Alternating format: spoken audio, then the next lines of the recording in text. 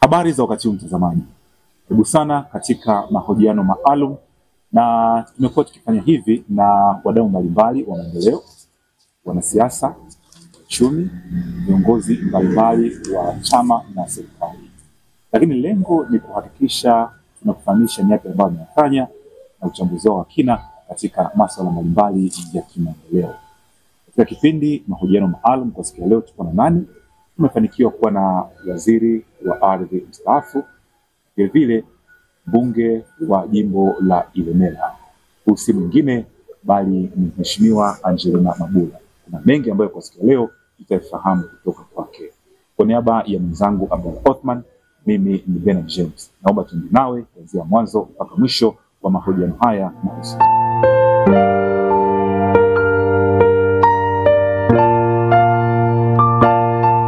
Sahi, na miongoni mwa sehemu ambazo natamani zaidi kuzifahamu ni katika sekta hii ya miundombinu, kwa sababu ukitazama wilaya ya Ilemela ni wilaya ambayo iko town. Mara kadhaa huwa unaniambiaga wanakuambia mimi hizo watoto mjini, Kirumba mjini kabisa. Tunazungumzia mjini, maana yake lazima tuangalie sana katika sekta nzima ya miundombinu. Sasa pengine mimi natamani kufahamu, tupo leo na mbunge wa Ilemela.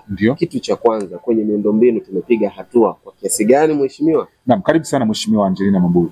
Asante. Kwanza nimshukuru Mungu kwa kupata fursa hii leo kuongea nanyi, na hususan katika kuongelea maendeleo ya jimbo la Ilemela, na nyinyi mmenigusia swala la miundombinu. Nimshukuru Mungu kwamba katika swala zima la miundombinu kwa kweli tumepiga hatua. Mwaka 2020 kipindi hiki wakati tunaanza, tulikuwa na lami isiyozidi kilomita 5, kwa maana ambazo zilikuwa zimesha tengenezwa kama lami, kwa maana ya zile mpya ambazo zilikuwa zimekuja. 21 tumeongeza, tumetoka kilomita 5 sasa tumekwenda kwenye kilomita 43.3. Pamoja na kuongezeka kwa kilomita hizo, lakini bado tunazo changamoto katika maeneo mengi hajapata barabara, lakini tunamshukuru Mungu kwamba imekuwa ni ongezeko kubwa kwa kipindi kifupi, lakini ukipiga kwa percentage bado ni percentage sio kubwa sana. Lakini kinachonifurahisha zaidi kwenye miundombinu, ukiingia jimbo la Ilemela usiku ni kama umeingia jiji la wapi tuseme, kwa sababu ni mwanga mtupu kila kona. Kwa hiyo nayo inafurahisha kuona kwamba miundombinu ya barabara imeboreshwa. Kwa maana tumetengeneza ile barabara ya kutoka Veta mpaka TX ambayo ni kilomita 18.2, mpaka sasa tuna kilomita 14 ambazo zimeshatengenezwa. Lakini katika upande wa Tarura pia tumetengeneza barabara zaidi ya kilomita 29, kwa maana ya zile barabara ambazo zimetengenezwa kipindi kilichopita, na juzi tumepata kilomita 12 zile za uboreshaji wa majiji, ambayo ina barabara inatoka pale Busweru mboga inakwenda inapita Nyamadoke na kuja inatokezea kwenye stendi mpya ya mabasi. Lakini kuna ile inayotoka Busweru inapita Busenga inakwenda Coca-Cola. Hizo ni mpya kabisa na bado zinatengenezwa. Lakini kuna hizi zingine za Mji Mwema hapa ambazo kwa zimetengenezwa, nayo ilikuwa kama kilomita 13. Ukiunganisha na hizi za Kirumba huku, ukiangalia mitaa ya Kirumba mingi ina barabara za lami. Hizo zote zimepita katika ule mradi wa uboreshaji miji. Kwa upande wa miundombinu ya barabara iko vizuri. Kipengele ndio maana Bernard James mara kadhaa huwa anatutania. Sema sisi tunakaa kijijini. Mimi nakaa kijijini. Mimi nikitoka Kirumba hapa natembea tu chapu kishaingia town na kurudi. Leo toka Nyegezi tuone inakuwaje. Sawa. Mheshimiwa Angelina Mabula, pia kuna eneo la elimu. Unajua kwamba jitihada kubwa zinafanyika katika kuhakikisha kwamba sekta ya elimu inaboreka zaidi. Sasa tulitaka pia kujua katika jimbo hili la Ilemela hali halisi ikoje ya boresho katika sekta ya elimu? Kwa kweli tumepiga hatua kubwa sana. Wakati tunaingia madarakani katika 2020, elimu shule za sekondari hatukuwa nazo nyingi, tulikuwa nazo kama 24 hivi. Lakini sasa hivi tuna shule karibu 30 ambazo zipo, maana yake tumeongeza shule mpya 6. Upande wa shule za msingi pia tumeongeza shule mpya 5. Na ukiangalia katika hizo shule zote zilizoongezwa ni shule 4 ambazo zimegharamiwa na Mheshimiwa Rais kwa 100%. Lakini zingine ilikuwa ni ule utaratibu wa Ilemela ni yetu tushirikiane kuijenga. Wananchi wanaanza msingi, mbunge anapeleka tofali, alafu serikali inamalizia. Ndio maana kasi ya ujenzi ilikuwa nzuri, na hii ilikuwa inakwenda kama ushindani. kwa sababu kila kata ilikuwa inafanya mashindano kuweza kuona anayemaliza msingi mapema anapelekewa. Kwa katika kata zangu zote 19, kata inayoongoza kwa kuwa na shule nyingi mpya ni kata ya Bungogwa, ambayo imeongeza shule za sekondari 3 mpya na shule za msingi 3. Kwa hiyo unakuta wale wamekwenda mbele zaidi. Halafu kata nyingine ni ya kata ya Shibula, nao wameongeza shule za sekondari 3 mpya tofauti na ilivyokuwa. Alafu kuna kata ya Kiseke wao wamejenga shule moja. Alafu kuna kata ya Kahama nako kuna shule moja, pamoja na shule ya kata ya Nyamongoro nako kuna shule moja ya sekondari. Sasa hizi zingine 3 zilikuwa ni mwaka 2020. Hizi zingine zimekuja kwenye 21, 25, kipindi ambacho Dr. Samia Suluhu Hassan amechukua madaraka. Kwa katika kipindi cha Dr. Samia Suluhu Hassan tumejenga shule nyingi kwa sababu aliwekeza nguvu zaidi katika huduma za jamii, ikiwemo hiyo elimu, lakini na mambo ya afya na mambo mengine. Kwa unakuta kwamba kasi ya kuongeza kwa shule ilikuwa ni nyingi, lakini pia kuongeza madarasa. Tumejenga madarasa 318 mapya. Na nimpongeze Mheshimiwa Rais kwa sababu wakati ule tunahangaika na ugonjwa wa COVID-19 tulipata pesa nyingi kama nchi ambazo zilikuwa zinakwenda kwa ajili ya kununua vitakasa mikono pamoja na mask. Lakini Mheshimiwa Rais zile alizielekeza katika elimu. Na alipopeleka katika elimu, basi tulijikuta mwaka ule wa 21 tulijenga madarasa 210. Maana tulipokea zaidi ya bilioni 1 na bilioni 940 zikaenda kujenga madarasa, na ikawa mara ya kwanza pia katika shule za sekondari kuweka miundombinu rafiki kwa mkuu wa shule, kwamba anakuwa na sehemu ya kujihifadhi mle tofauti na ile kutoka kwenda kushare. Kwa hiyo tuliweka katika shule 28 tuliweka wakuu wa shule 28 kuweka hivyo vyumba vya kujihifadhi. Kwa hiyo nadhani ile pia ilikuwa ni hatua kubwa. Kwa hiyo ukiangalia kwenye sekta ya elimu sekondari zaidi ya bilioni 12.7 tumepokea. Alafu elimu ya msingi bilioni 5.1 tumepokea. Kwa hiyo unakuta kwamba sekta hiyo imekwenda kwa kasi kubwa na imeenda kupunguza pia na adha ya wananchi waliokuwa nayo. Ilikuwa ikifika kila Oktoba, Septemba watu wanaanza kukamatwa michango kwa ajili ya madarasa. Lakini toka kipindi hicho sasa hivi hilo zoezi ni kama halipo. Kwa sababu Mheshimiwa Rais alikuwa akileta pesa zile anajenga darasa, lakini anaweka na madawati yote ya kutosha darasa moja. Kwa hiyo unakuta madawati 50 kila darasa. Kwa hiyo ikawa imepunguza sana ile adha. Kwa hiyo wananchi kwa upande huo kidogo wakawa wamepata nafuu.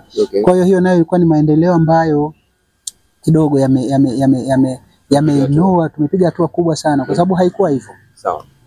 Na pengine tukizungumzia huduma za kijamii hatuwezi kuacha kuzungumzia sekta ya afya. Kwenye sekta ya afya tuko vipi? Sekta ya afya pia tuko vizuri.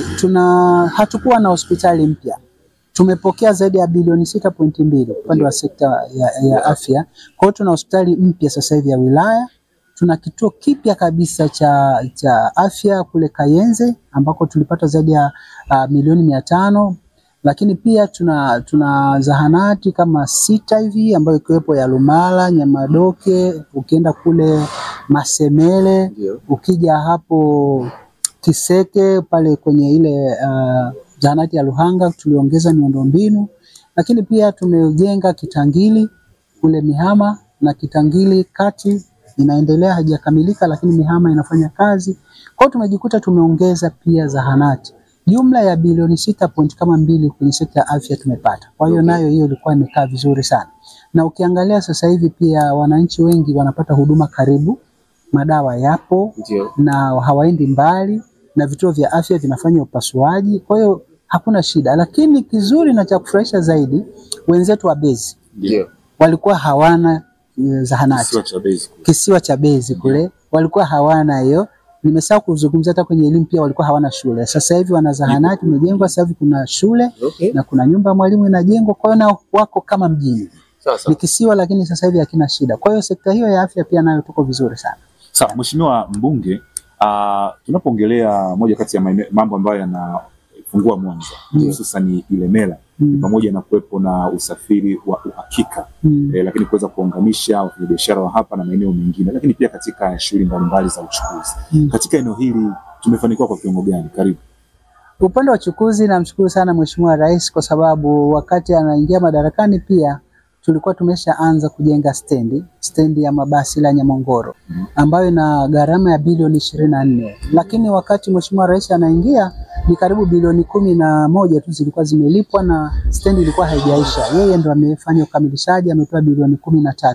Na stendi ile ni tofauti kabisa ukilinganisha na sababu ina kazi zaidi ya moja. Okay. Ni stendi ya mabasi, ni stendi ya maroli, lakini pia ina garage pale kwa maroli wakati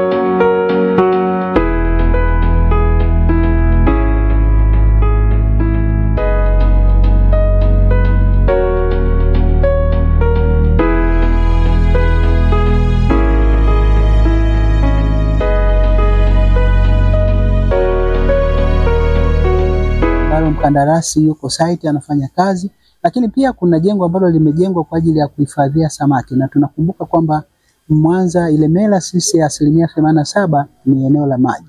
Kwa hiyo uchumi wetu pia umelala ziwani. Kwa wamejenga ile storage ambayo wauza samaki au watu wenye viwanda kama wakichakata samaki zao na wanataka kupeleka nje, basi wana mahali pa kuweza kuhifadhi na inaweza kwenda kupeleka. Lakini pia runway moja imeshatengenezwa imekamilika, tunahitaji pia kuona inakamilika. Pana changamoto ndogo ambayo tayari Mheshimiwa Rais ameshaanza kuipatia ufumbuzi. Kuna kaya kama 1404 ambazo zilikuwa zinahitaji kulipwa fidia zao ili waweze kupisha upanuzi wa uwanja wa ndege uweze kukamilika. Tayari tulishapokea barua ambayo ilikuwa Mheshimiwa Rais ameidhinisha zaidi ya bilioni 19 kwa ajili ya kuwalipa fidia. Kwa kilichokuwa kinafanyika mwanzo sasa ilikuwa ni kuweza kufanya uthamini kwa mmoja mmoja, nao imekamilika. Kwa hiyo wanachosubiri sasa hivi ni malipo yao. Kwa ile mchakato tayari nao umefikia katika hatua nzuri ya kuweza kusubiri malipo. Kwa hiyo nako kule hakuna shida. Tunachoamini ni kwamba serikali itakwenda kukamilisha jambo hilo ili swala la uchukuzi katika uwanja wa ndege upanuzi uweze kukaa vizuri. Naam, mtazamaji, tunasonga mbele na mazungumzo haya ama mahojiano maalum, na kama tulivyokuambia tunabidi kuweza kuhakikisha kwamba tunapiga hatua kimaendeleo Tanzania ambayo kila mtu anaiota, basi tuweze kufikia. Tumefikiaje huko? Tulikuwa tukuletea wadau mbalimbali na viongozi na watu ambao wana jukumu la kuweza kuhakikisha kwamba wanatusogeza huko. Na leo tuko na waziri wa ardhi mstaafu ni mbunge wa jimbo la Ilemela, Mheshimiwa Angelina Mabula. Ameeleza mengi na tunasonga mbele na mahojiano haya. Kwenye jimbo hili la Ilemela, hata mheshimiwa hapa amegusia miongoni mwa shughuli za kiuchumi ambazo zinafanyika zaidi ama zinafanywa zaidi na wakazi wa eneo hili ni pamoja na uvuvi. Natamani kufahamu mheshimiwa, kwenye uvuvi tumepiga hatua kwa kiasi gani? Asante, nishukuru. Kwa kweli sekta ya uvuvi kwa mara ya kwanza imeweza kukumbukwa na Dr. Samia Suluhu Hassan kuweza kuwezeshwa hasa kwa wavuvi wetu vijana kuweza kupata. Tulipata vizimba zaidi ya 56, nadhani vizimba 56 ambao vijana waliweza kupewa ufugaji wa samaki wa ziwa. So unajua siku hizi ziwa lile nalo wakati mwingine wanachafua katika ule uvuvi, lakini japokuwa sasa hivi hali ni nzuri, lakini pia sana lakini kuwa na uhakika wa samaki kwa muda kadhaa. Nadhani inakwenda karibu kwenye miezi 6 mpaka 8 hivi samaki anakuwa tayari ameshakuwa mkubwa. Kwa hiyo tulipata vizimba 56 na tukapata na speedboat moja ambayo iko kwenye eneo letu. Kwa hiyo vijana wanaendelea na mikopo katika halmashauri ya Manispaa Ilemela, pia vijana wanapoomba wanapata. Ile ilitoka kwa mara moja wakati ule Mheshimiwa Rais amekuja kuzindua, nadhani alizinduliwa pale eneo la Nyamagana na vizimba wote tuliviona pale. Lakini cha kufresha zaidi tunayo mialo yetu. Tunalo soko kubwa la Kirumba ambalo nayo ni sehemu ya mwalo. Tulipokea bilioni 32 kwa ajili ya uboreshaji wa mialo. Mmoja hapo ukiwa ni mwalo wa Kirumba ambao ulikuwa umetengewa karibu bilioni 17. Mwalo ule unakwenda kuboreshwa katika ile sehemu ya bandari ya Kugoa, kwa sababu tunajua kabisa kunakuwa na changamoto namna ya kuingiza mazao ya ziwani kuyaweka pale sokoni, na hili ni soko la kimataifa. Kwa kuna pesa zimetengwa bilioni 17 kuhakikisha uboreshaji unafanyika. Lakini tunao mwalo wa Igombe. Kuna Igombe ya zamani na Igombe mpya. Wote wale wametengewa. Igombe mpya nadhani imetengewa bilioni 2 na zaidi, alafu ile Igombe ya zamani na bilioni 4 na zaidi. Lakini kuna mialo mingine midogo midogo kwa mfano ya Mihama na wapi. Kote huko kuna kwenda kuboreshwa. Kwa hiyo ukiangalia sekta ya uvuvi imeguswa kwa kiasi kikubwa, na tunatarajia haya mazao ya samaki lazima yanapotoka ziwani yafikie katika eneo safi ili kuweza kukidhi ile soko la Umoja wa Ulaya. Nashukuru. Mimi nitaendelea kutoa shukrani tu kwa sababu Mheshimiwa Rais ametugusa kwa kiasi kikubwa sana. Ukiangalia kwa kipindi hiki ambacho amekuwepo madarakani, zaidi ya bilioni 3.2 zimekwenda kwenye mikopo ya wanawake, vijana na watu wenye ulemavu kwa ile 10% inayosema. Pamoja na kwamba katikati tulisimama kidogo kwa ajili ya kubadilisha mfumo, lakini bado makundi mengi yaliguswa. Zaidi ya vikundi kama nisikosei namba kwenye karibu 216 hivi ambao waliweza kupata mikopo kwa kipindi chote hicho katika utoaji wa mikopo. Na wamekuwa wakirejesha vizuri tu, ni wachache ambao wanashindwa kurejesha, lakini kwa sasa elimu inayotolewa, kulikuwa na changamoto ya namna ya kujaza fomu kuweza kupata, lakini tayari Mheshimiwa Rais alitolea maelekezo kwa halmashauri zote ziweze kuwapa elimu vikundi vyote, kwa sababu sasa tunaingia kwenye mambo ya tehama. Mambo yote yanakwenda kidijitali tofauti na ile ya zamani. Sasa watu wetu wengi hawajui namna ya kuingia kwenye mfumo na kujaza. Kwa hiyo nayo ilikuwa inafanya kuwe na kasi ndogo ya kukopesha, lakini pamoja na hayo bado vikundi vimefikiwa na bado mikopo inaendelea. Nadhani pia kwa mwezi huu kama sikosei watapata tena mikopo vikundi vingine. So ukitazama miongoni mwa vitu muhimu pia vingine ambavyo ukiacha swala ya afya, elimu, lakini ni masuala ya nishati, lakini swala zima la upatikanaji wa huduma ya maji.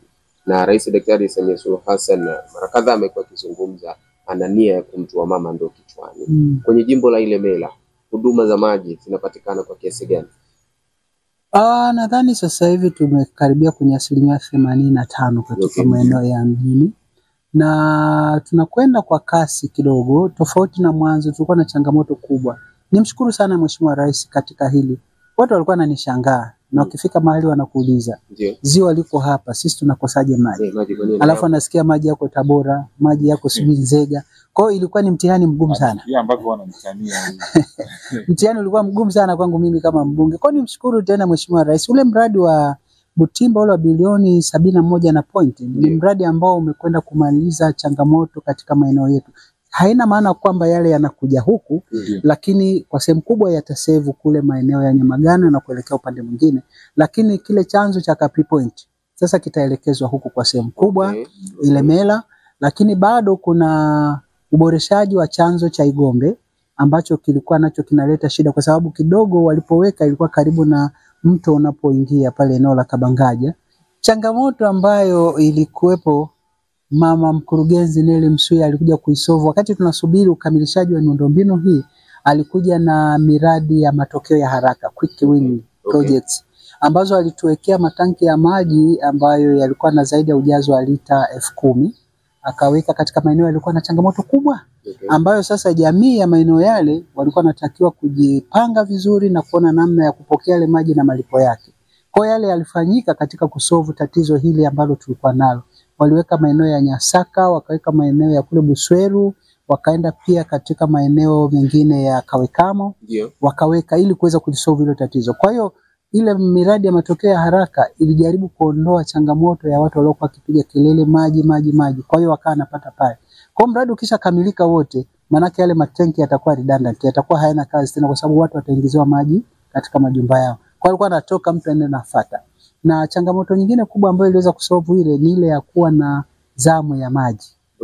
Mtu kwa wiki unaweza kupata maji mara 2 au mara 1 au wakati mwingine inakuwa ni changamoto sana. Hiyo sasa lilipungua. Japokuwa bado zamu ipo, lakini kwa namna ambavyo kasi ya miundombinu inaendelea, najua baada ya muda itakuwa imekwisha kwa sababu sasa Butimba imekwisha, Capri Point itaelekezwa huku, matanki yatajaa maji, watu watapata maji na wakati huo miundombinu wanazidi kuifumua kubadilisha. Ukienda maeneo ya Busweru karibu maeneo mengi, ukienda Nyamongoro unakuta walikuwa wanaweka mabomba makubwa kwa ajili ya kuweka maji. Kwa hiyo hilo nalo ni kama limepatiwa ufumbuzi wa kudumu. Naam, mtazamaji, katika maeneo ambayo pia serikali ya awamu ya 6 ya Dr. Samia Suluhu Hassan imefanikiwa ni pamoja na hamasa kubwa katika michezo na burudani. Ukiangalia vilabu kwa mfano vya Simba na Yanga, lakini pia timu za taifa Twiga pamoja na Taifa Stars na timu zingine zimefanya vizuri, ni pamoja na hamasa ambayo imewekwa huko yale mabao ya maji. Lakini ukiacha eneo hilo pia imeleta pia ushindani mkubwa sana kuweza kufanya vilabu vyetu kufanya vizuri. Sio huko tu, lakini pia kuna michezo mbalimbali ambapo hatua imepigwa na inaonekana wazi wazi. Sasa jimboni Ilemela pia na penyewe pengine kuna mambo mengi ambayo yamefanyika. Mheshimiwa Angelina Mabula, vijana wengi wanapenda sana michezo, na ukiangalia hapa jimboni Ilemela pia ametoka wachezaji maarufu tu, kina Kevin Yondan, kina Mrisho Mkasa, kina Jerry Tegete na wengine wengi tu. Wewe pia ulikuwa mcheza netball na basketball. Ulikuwa unajua hilo? Hapana. Mchezaji mzuri sana. Nitakupa siku moja. Mchezaji wa timu ya taifa. Okay. Wewe unafuatilia wachezaji wa timu za taifa. Wewe unajua tu kwenye soka na kwenye ndondi. Sasa huko pia tumefanikiwa. Mheshimiwa Angelina Mabula, tumefanya nini katika kuweza kuleta hamasa ya michezo katika jimbo la Ilemela? Kwanza nimshukuru Mungu, mimi kama mwanamichezo nimekuwa pia mstari wa mbele kuhakikisha kwamba nahamasisha michezo katika jimbo langu la Ilemela. Na nilianza hata kabla sijawa mbunge. Nadhani hawa kina Halfani Ngasa, kina Jerry Tegete, kina Mbuyo ndani walikuwa wanashindania mashindano ya mitani ya mbuzi na nini. Mimi nilikuwa kama mdhamini wao. Kwa hiyo unawakuta kila leo wanashindana, wamekuja kuibuka kutoka kwenye hii michezo ya chini. Na kama wakati ule wangekuwa wanauza wachezaji, basi mimi ningekuwa mtajiri sana, kwa sababu hao wote walichukuliwa, mimi niliwagroom.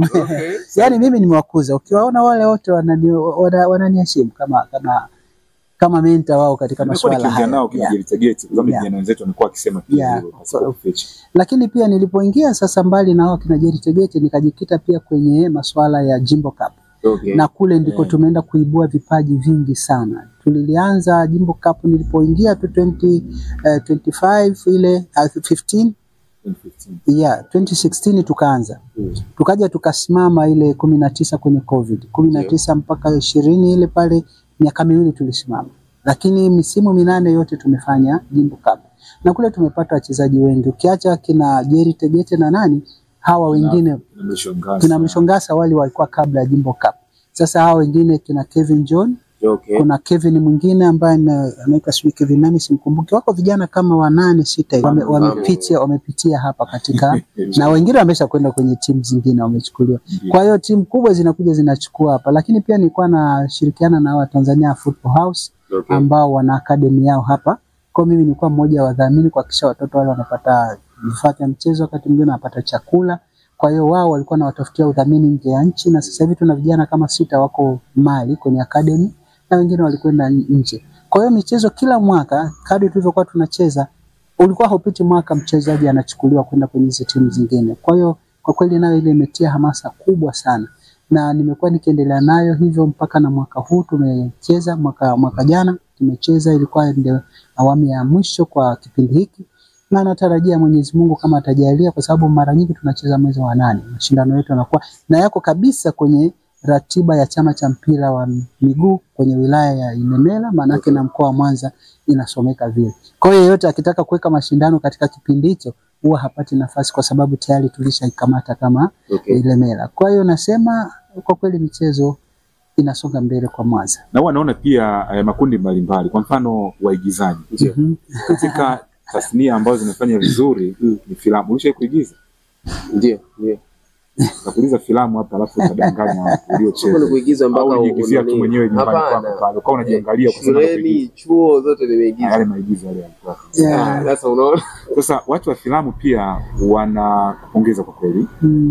Na umekuwa ukiwahamasisha sana.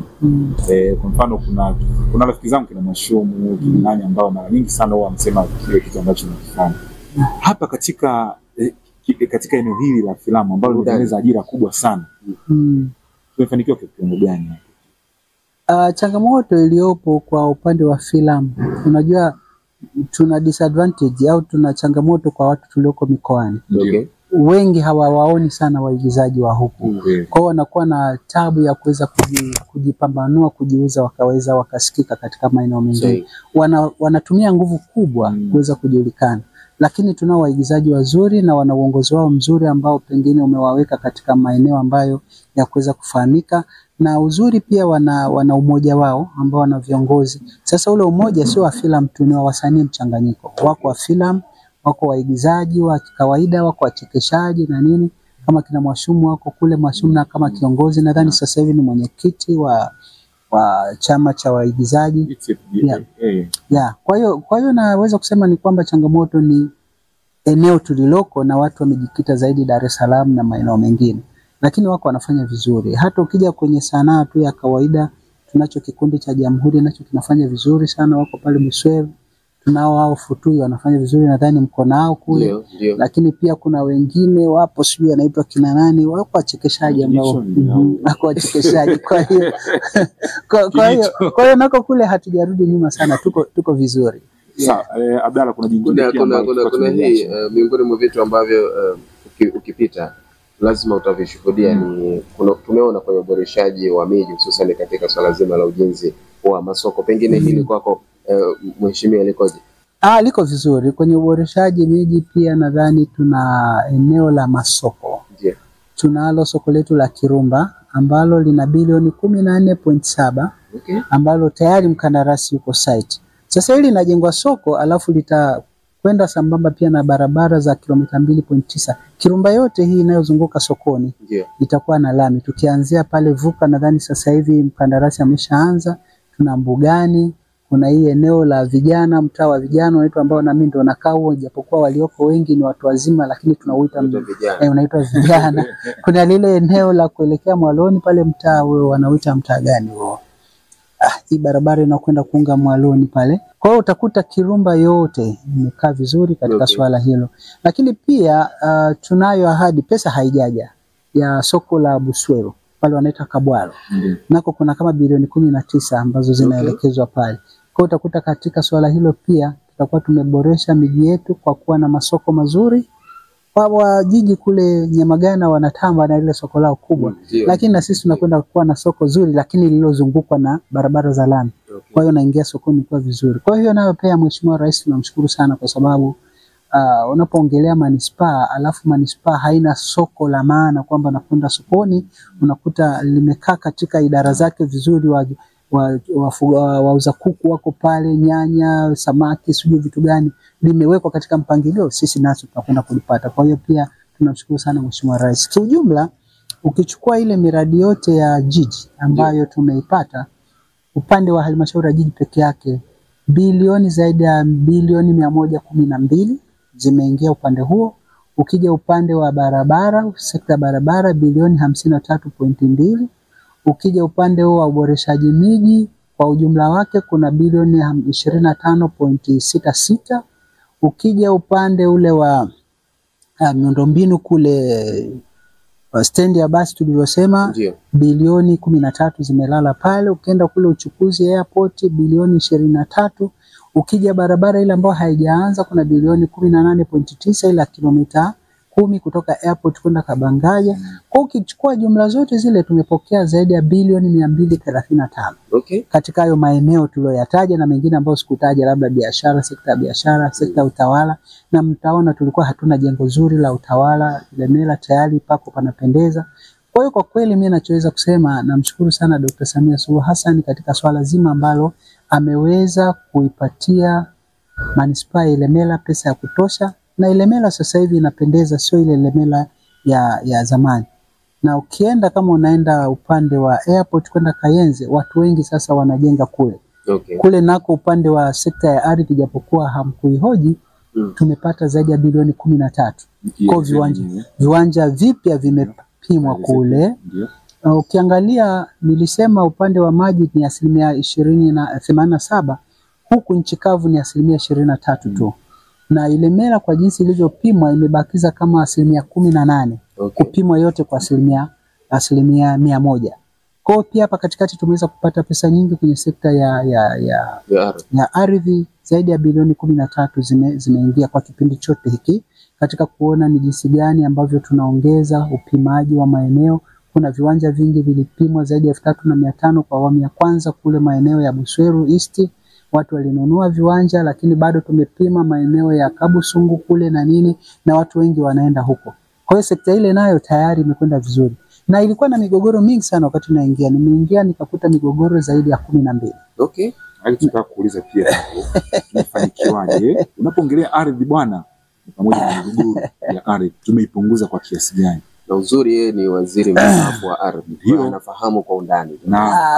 Katika hilo naweza kujivunia kwamba tumefanya kazi kubwa, na Mheshimiwa Rais ametupa support kubwa sana, tukianzia awamu ile ya 5 ya Dr. John Pombe Magufuli, kwa sababu ndio alianza katika kutoa pesa kwa wale waliokuwa kidai muda mrefu. Tulikuwa na kaya zaidi ya 614 hapa hapa panaitwa wapi, Kirumba juu hapo karibu na watu wa kule polisi Kigoto. Kwa kwenye ule mlima pale kulikuwa na watu ambao walikuwa naingiliana. Kwa hiyo wakanavutana polisi na wananchi. Kaya 614. Mheshimiwa Rais marehemu Magufuli aliridhia ardhi ile wapimiwe wananchi. Walikuwa hawezi kuokoa umeme, hawezi kuvuta maji kwa sababu walikuwa na mgogoro. Kwa hiyo wale wakapewa. Wakaendelea na maisha yao. Tulikuwa na mradi wa UN Habitat ambao ulikuwa kule maeneo ya Monze, kulikuwa na mgogoro katika kupima. Manispaa ilipima maeneo yale, wakapeleka viwanja bila kuwashirikisha wananchi. Ikaleta mgogoro mkubwa. Kwa hiyo sisi tulipoingia au mimi nilipoingia pale, ule mgogoro tukafuta ule utaratibu wa mwanzo, tukawashirikisha wananchi. Kwa hiyo vikapimwa viwanja pale, wananchi wakachangia, halmashauri pale wakawa nachukua 15%, 85 zote zinaenda kwa mwenye kiwanja. Kwa hiyo vilipimwa upya, watu wakapewa, wakaweza kuuza maeneo yao. Kelele ikaisha. Tulikuwa na viwanja pale Nsumba, kulikuwa na mradi wa mkoa. Kulikuwa na mgogoro mkubwa sana. Watu walipima viwanja bila kuwashirikisha wananchi. Nao tukawarudishia wananchi, wakabaki wachache ambao walikuwa pengine wana kesi ya familia au namna gani, na wengine watu yale mtu ashapewa akaanza na kujenga kwa na migogoro, lakini tuliwarejeshea, watu wanaendelea na maisha. Kulikuwa na mgogoro mkubwa sana kule Nyagunguru. Kaya nyingi zaidi ya 3000 nadhani kama nakumbuka vizuri idadi yao, bilioni zaidi ya 6 zililipwa pale kwa ajili ya kuondoa mgogoro wao na jeshi, wakalipwa fidia wakaondoka. Watu hao pia Lukobe, mtaa wa Kahama, nako pesa nyingi zililipwa zaidi ya bilioni 3 point. Naweza kuwa nachanganya bilioni 3 na 6, lakini wote zililipwa karibu bilioni 12 kwa maeneo ya Nyagunguru pamoja na Lukobe huku ambako pia kulikuwa na mgogoro wa ardhi. Kulikuwa na mgogoro Masemele. Eneo lilichukuliwa kwa ajili ya kujenga gereza. Watu wakawa hawajalipwa pesa zao, sasa hivi wamelipwa. Yaani migogoro yote ile nimeikuta miaka ya nyuma. Mingine nimeikuta na miaka 10, mingine na miaka 12, wamekuja kulipa kipindi changu ambacho nipo. Na kuna mgogoro wa Ilalila nao ulikuwa umebaki. Tayari kuna kaya zaidi ya 50 jeshi juzi wamekuja wamefanyia uthamini, wamekubaliana kila heka watakuwa nalipana 9,000 kwa heka, walikaa wakakubaliana, kwa hiyo nalo liko kwenye mchakato wa malipo. La mwisho ambalo lipo ambalo bado sasa liko kwenye hatua za utekelezaji ni hilo la airport la kaya ambalo nimeliongelea wakati naongelea miundombinu. Kaya 1404. Wao pia uthamini umefanyika, Mheshimiwa Rais alisharidhia bilioni 19 za awali ambazo walishatoa, na barua nilikuwa nayo mwenyewe, nikaenda nikaisoma, nisainiwa na waziri wa ardhi, wananchi wakapata pale taarifa, wakafanywa uthamini. Kwa sasa hivi kinachobaki ni wao kulipwa. Kwa sababu mgogoro tayari ni kama mimi nasema ni kama umekwisha, kwa sababu ukishamfanyia na uthamini sasa tunachoelekea ni kwenye malipo. Japokuwa mwananchi mwenyewe bado anaona kama vile hajatendewa haki kwa haraka, lakini hapo ilipofikia tu tayari, maana nao ni mgogoro nimeukuta wa nyuma. Mimi nimeingia nimeukuta. Kwa katika ile migogoro mikubwa ambayo nilioikuta almost karibu yote inakwisha. Inabaki ile midogo midogo ya mtu na mtu ya kudai fidia. Pengine mzazi alilipwa fidia miaka ile ya nyuma ya maendelezo. Kwa mfano ukichukulia miaka ya 1990 mpaka 2000, ardhi ilikuwa haina thamani. Na unakuta serikali ilichukua ardhi ya watu kipindi kile na ikalipa fidia ya maendelezo kwa wazazi. Sasa hivi wajukuu au watoto wanadai ardhi. Sasa kama sheria ilikuwa haijaridhia ulipwe ardhi, huwezi kulipwa. Kwa hiyo migogoro ndio mingi ipo. Sababu sheria ya kuridhia kuweza kulipwa na ardhi pamoja na maendelezo ilianza kutumika mwaka 2001. Sasa wale wa nyuma kote ndio kesi nyingi ziko, unaweza kukuta kila kiongozi akija awe DC awe nani wanaibua. Lakini ukiangalia wengi wao wazazi walishalipwa, lakini mtoto anadai apewe kwamba mzazi alipunjwa. Sasa kwenye sheria huwezi ukaipindua. Ukasema sasa tu nimpe kama fadhila, haiwezekani. Kwa hiyo ndio hapo unaweza ukakuta anapiga kelele mbunge hajatusaidia na nini, lakini sheria ni msumeno, huwezi ukaibadilisha.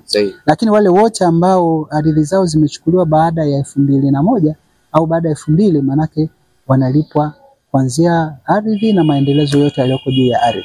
Katika eneo ambalo limefanikiwa pia ni hati.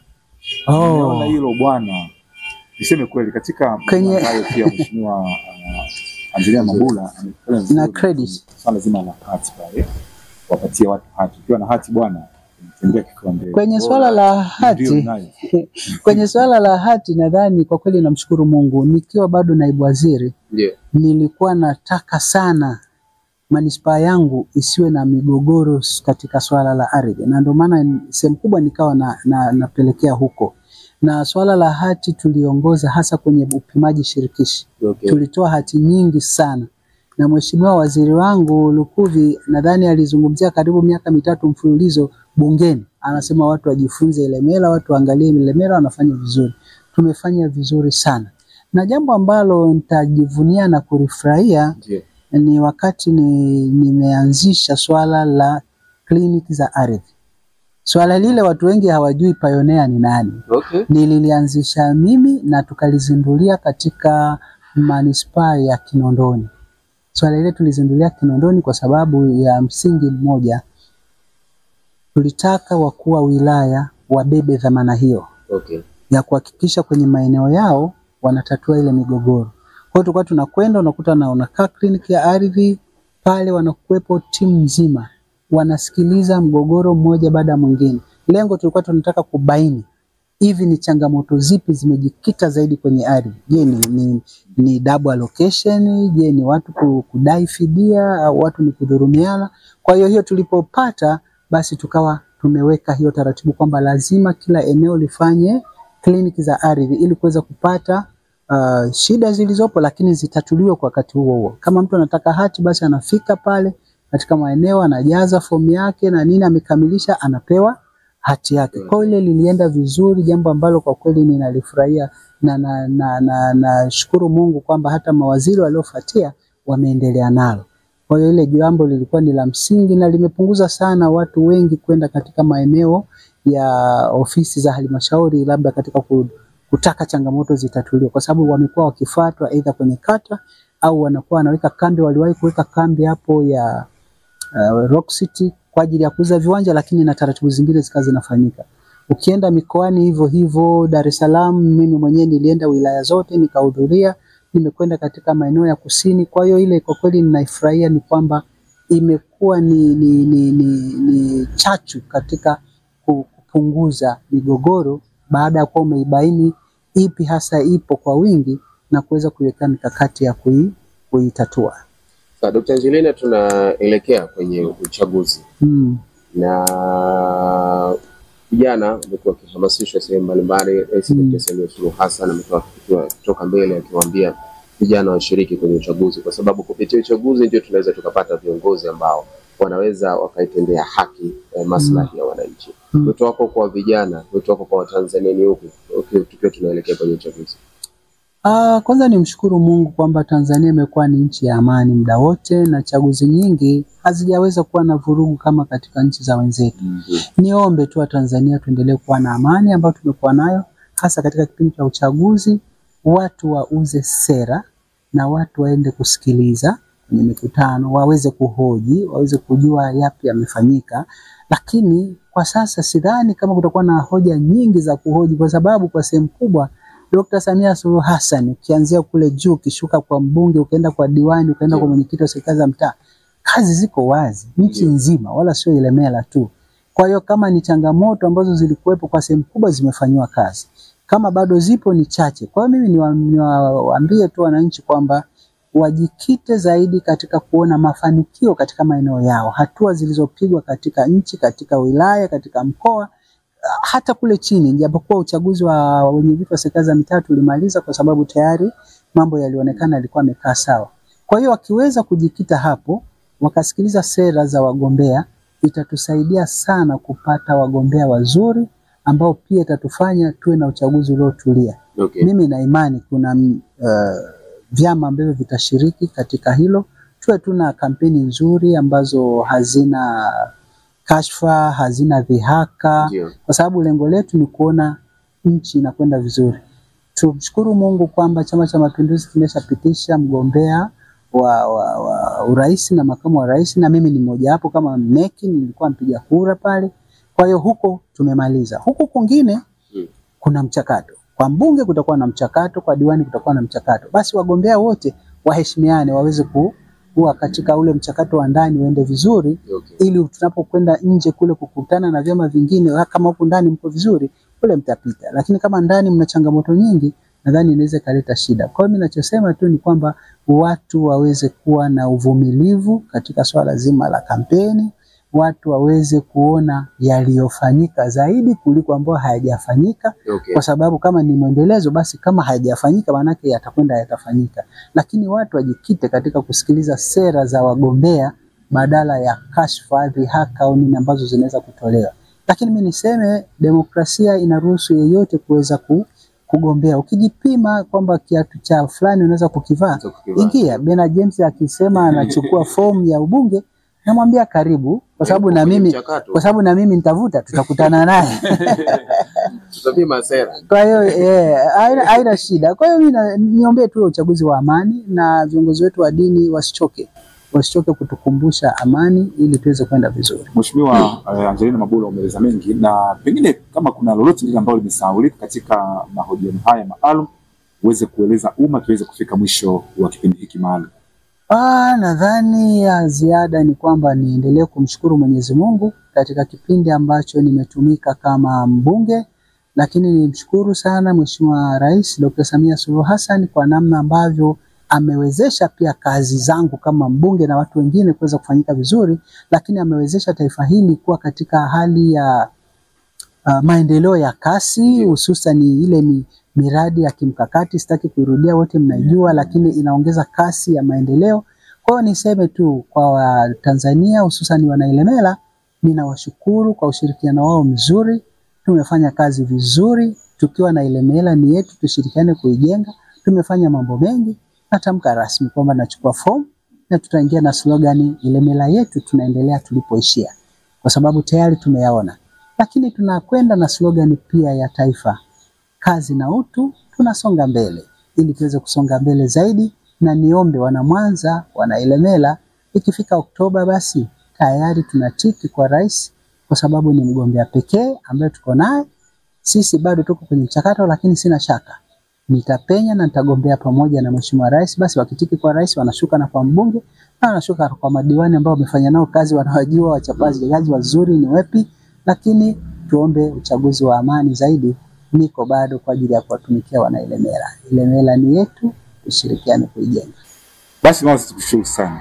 Tukushukuru sana kwa yale ambayo umeeleza katika kipindi hiki, na bila shaka wananchi wamepima na wamesikiliza vizuri, maamuzi yanabaki kwao. Au sio baba? Ndio, na mimi ni kuhamasisha tu ule mpango wako uendelee nao. Hata mheshimiwa ameendelea kukuhamasisha. Chukua fomu. Sasa mtazamaji, tumeongelea maeneo mbalimbali ambayo Mheshimiwa Angelina Mabula ameeleza alichokifanya, na mtazamaji umeelewa vizuri zaidi. Tutakuwa tukiendelea kufanya hivi katika maeneo mbalimbali, na msingi ni kuweza kuhakikisha kwamba tunasukuma mbele gurudumu la maendeleo. Mheshimiwa, sisi kutakia kila la heri katika safari hii.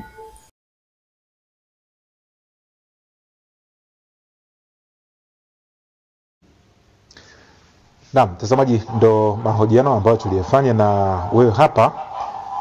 Umeandika ujumbe mfupi, umetuandikia ujumbe wako mfupi, nami si vibaya tupate ujumbe mfupi na kisha tutasonga mbele. Nikusomee pia ujumbe wako ambao umeniandikia hapa.